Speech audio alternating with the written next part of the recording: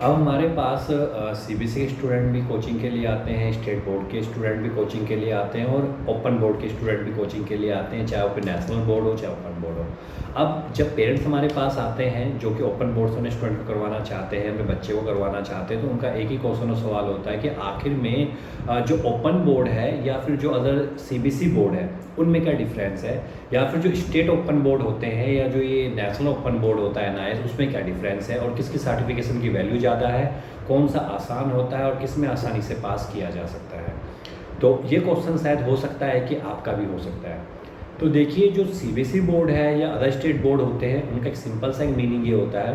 कि आपको वहाँ पर स्कूल रेगुलर जाना होता है, वहाँ पर स्कूल आपका एक टाइमिंग फिक्स होती है, वहाँ पर आप जाते हैं, जाने के बाद आपके जो भी पेपर होते हैं, आपकी ड्रेसेस होती है, आपकी किताबें लगती है और उसके बाद फाइनलाइज आपका जब एग्ज़ाम होता है, पेपर होता है तो पेपर हो जाता है। पर अगर आप एक चीज़ काउंट करेंगे तो फर्स्ट से लेकर 9 तक कि आपकी जो सर्टिफिकेट आपको अब तक मिलते गए हैं उसकी कोई वैल्यू नहीं होती है, क्योंकि कहीं पर भी यही नहीं कहा जाता कि भाई मैं 7th का सर्टिफिकेट दिखाओ या 9th का सर्टिफिकेट दिखाओ। हर जगह जो वैल्यू होती है वो 10th के सर्टिफिकेट की होती है।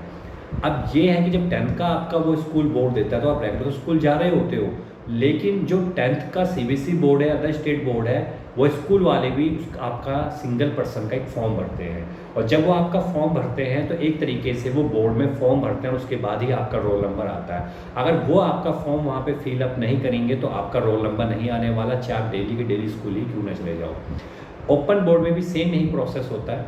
उसमें भी यही होता है कि आप फॉर्म भरते हो, लेकिन यहाँ पे आप स्कूल नहीं जाते हो, सिर्फ आप फॉर्म भर देते हो और जब प्रैक्टिकल होता है और जब आपका एग्ज़ाम होता है तो ही आपका यहाँ पे रोल नंबर होता है और आपको यहाँ पे पेपर देने के लिए जाना होता है। तो अगर हम बात करें सीबीएसई बोर्ड और ओपन बोर्ड में क्या डिफरेंस है, तो सिंपल सी बात है कि सीबीएसई जो बोर्ड है वो सिर्फ ये मान्यता देता है कि भाई आप रेगुलर स्कूल गए हुए हो, बाकी उससे कोई मतलब नहीं है।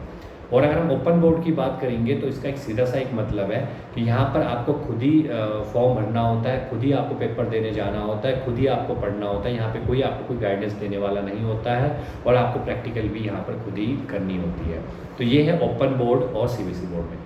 और जो स्टेट ओपन बोर्ड होते हैं या जो हम एनआईएस की बात कर रहे हैं, तो जो स्टेट ओपन बोर्ड होते हैं वो सिंपल बोर्ड होते हैं, वो आपका हर स्टेट करवाता है, आपका हिमाचल कराता है, उत्तराखंड कराता है, यूपी ओपन होता है, हर स्टेट का अपना अपना ओपन बोर्ड होता है। लेकिन जो सबसे बेहतरीन और बेस्ट ओपन बोर्ड माना जाता है वो एनआईओएस बोर्ड को माना जाता है, क्योंकि उसकी जो वैल्यू है वो हर जगह पे वैलिड होता है। कई बार ऐसा होता है अगर आप किसी अदर स्टेट में जॉब करने के लिए जा रहे हैं या कोई अदर स्टेट का कोई कॉम्पिटिटिव एग्जाम दे रहे हैं, तो कई बार वो सर्टिफिकेशन वहाँ पे चलती नहीं है जो स्टेट ओपन के। काफ़ी बार स्टूडेंट इस तरह की कंप्लेंट से कहते रहते हैं कि वहाँ पर हमारी मेरिट नहीं बन पाई है। लेकिन जो एनआईएस का बोर्ड है ये एक तरह से नेशनल बोर्ड है, तो आप अपने देश के साथ साथ अगर आप फॉरेन कंट्री में भी किसी कॉलेज में एडमिशन लेना चाहते हैं तो ये आपके लिए बेस्ट बोर्ड रहने वाला है।